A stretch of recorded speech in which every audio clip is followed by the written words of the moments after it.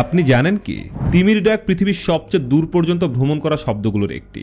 একটি নীল তিমি যখন ডাকে, সেই শব্দ পানির নিচে ছড়িয়ে যেতে পারে প্রায় 3000 থেকে 5000 কিলোমিটার পর্যন্ত। অর্থাৎ এক তিমির ডাক সমুদ্রের অন্য প্রান্তে থাকা আরেক তিমিও শুনতে পারে। অবিশ্বাস্য মনে হলেও এটা একদম বৈজ্ঞানিকভাবে প্রমাণিত সত্য। তিমিরা শব্দের মাধ্যমে যোগাযোগ করে, একে বিজ্ঞানীরা বলে হোয়াল কমিউনিকেশন। এই শব্দ এত গভীর অর্থাৎ লো ফ্রিকোয়েন্সি সাউন্ড যে মানুষের কান তা শুনতে পায় না।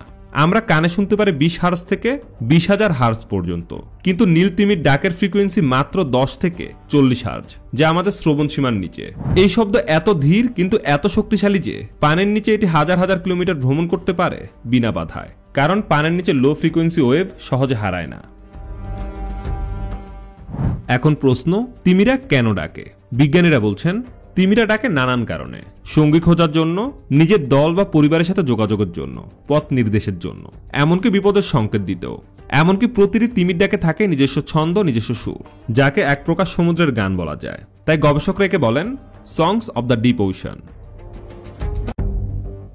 পৃথিবীর কোনো জলজ প্রাণীর যোগাযোগ ব্যবস্থা এত বিস্তৃত নয়। তিমিরা এক প্রান্ত থেকে অন্য প্রান্তে বার্তা পাঠায় শুধু শব্দের কম্পন দিয়েই। আর এই শব্দ শুধু যোগাযোগ নয়, বরং সমুদ্রের ইকোসিস্টেম রক্ষাতেও ভূমিকা রাখে।